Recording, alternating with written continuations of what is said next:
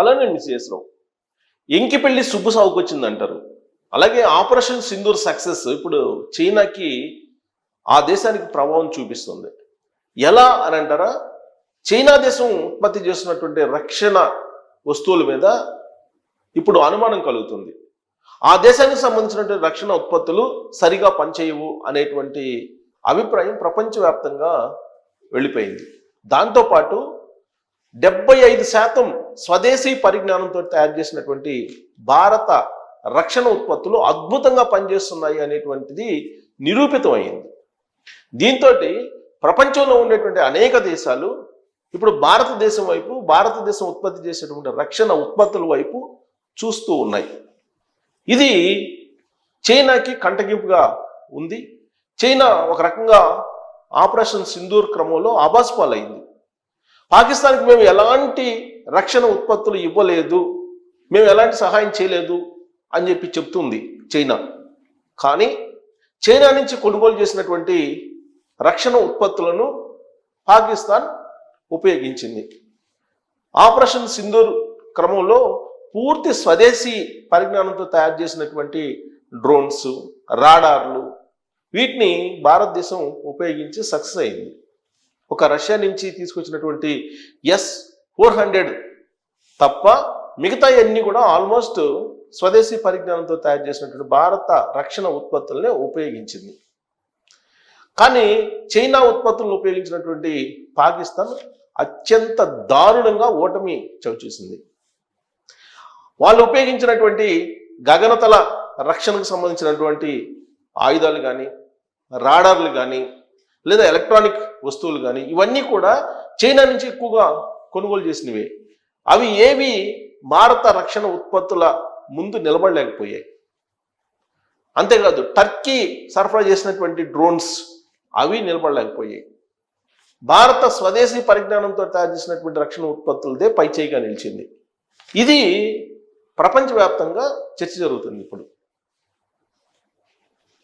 China ఇప్పటి వరకు బలమైనటువంటి దేశం, ఆర్మీ పరంగా చాలా బలంగా ఉంది అనేది ప్రపంచంలో ఒక టాక్ ఉండేది.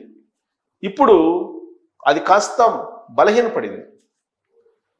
దానికి కారణం ఏంటంటే పాకిస్తాన్ నుంచి కొనుగోలు చేసినటువంటి PL-15 అనేటువంటిది గగనతల రక్షణకు సంబంధించి PL-15 ఇది అట్టర్ ఫ్లాప్ అయింది. దీన్ని భారత air force, Indian air force ఈజీగా కొట్టేసింది. దానికి సంబంధించినటువంటి శకలాలను ఇప్పుడు ఫోరెన్సిక్ పరిశీలిస్తూ ఉంది. భారత ఎయిర్ ఫోర్స్ PL-15ని టార్గెట్ చేస్తే అది కూలిపోయింది.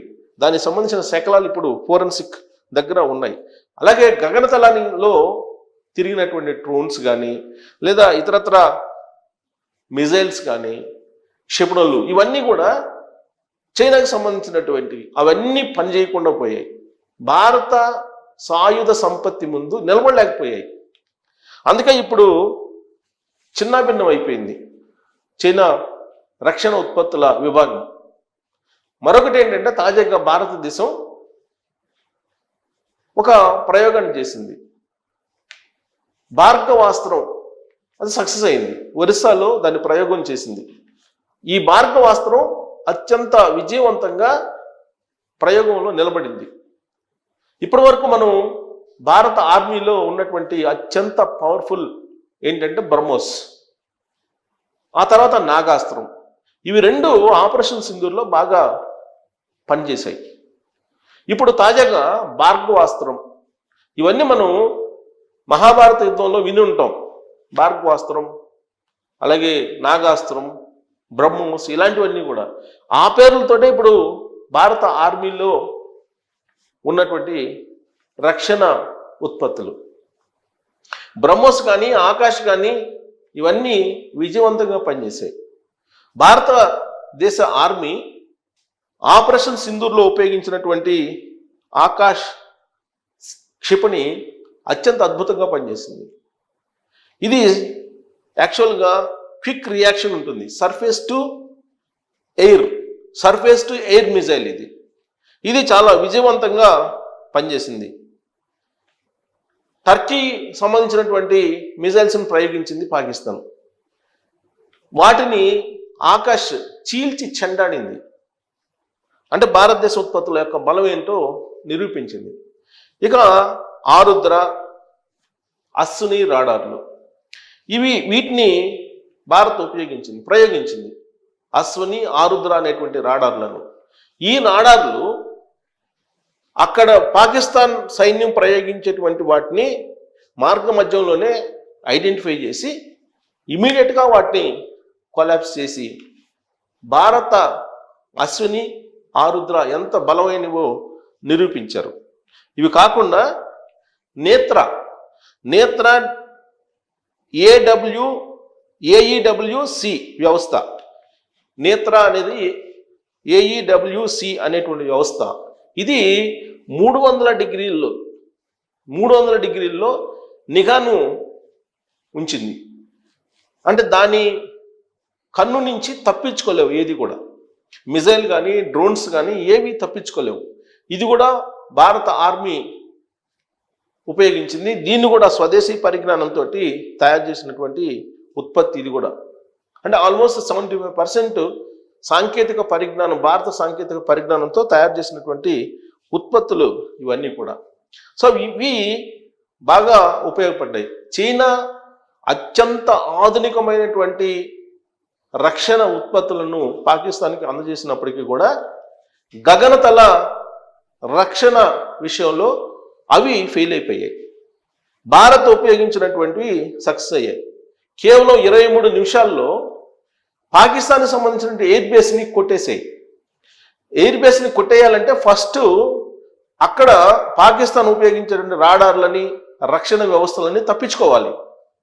వాటిని తప్పించుకొని సరిగ్గా ఎగ్జాక్ట్గా ఏదైతే టార్గెట్ పెట్టారో ఆ టార్గెట్లన్నీ కొట్టేసింది భారత ఆర్మీ ప్రయోగించినటువంటి ఆకాష్ కానీ, లేదంటే ఆరుద్ర కానీ, లేదంటే బ్రహ్మోస్ కానీ, లేదంటే ఆకాష్ కానీ, ఇవన్నీ కూడా ఎగ్జాక్ట్గా టార్గెట్స్ని కొట్టేసాయి. అంటే చైనా ఉత్పత్తుల్ని, టర్కీ డ్రోన్స్ని, వీటన్నిటినీ ఛేదించుకుంటూ వెళ్ళి పాకిస్తాన్లో ఉండేటువంటి 9 ఉగ్రవాద స్థావరాలని ధ్వంసం చేసింది మన ఆయుధ సంపత్తి. అలాగే పాకిస్తాన్కి సంబంధించినటువంటి ఎయిర్ డిఫెన్స్ కేంద్రాలని కొలాప్స్ చేసింది. మన ఐఎన్ఎస్ విక్రాంత్ అరేబియా సముద్రంలో చెలరేగిపోయింది. దాని దెబ్బకు కరాచీ మునిగిపోయింది. సో ఇదంతా నేను ఎందుకు చెప్తున్నానంటే భారత రక్షణ ఉత్పత్తులకు సంబంధించినటువంటి నాణ్యత ఇప్పుడు ప్రపంచ దేశాలని ఆకర్షిస్తుంది. అందుకే 34% ఎగుమతులు పెరిగాయి, దిగుమతులు కాదు ఎగుమతులు పెరిగాయి. భారత రక్షణ ఉత్పత్తులను కొనుగోలు చేయడానికి ప్రపంచంలో ఉన్నటువంటి దేశాలు ఇప్పుడు పోటీ పడుతున్నాయి. అందుకే భారత రక్షణ ఉత్పత్తులు ఎగుమతులు ఈ ఆపరేషన్ సింధూర్ కారణంగా పెరిగాయి.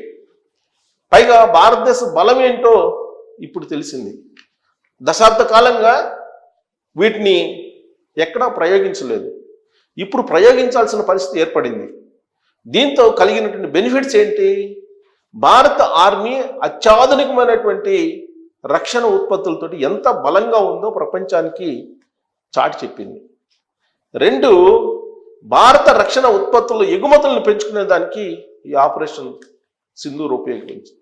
3, ఇప్పటి వరకు భారతదేశ ఆర్మీని చైనా కొంత తక్కువ అంచనా వేస్తూ ఉంది.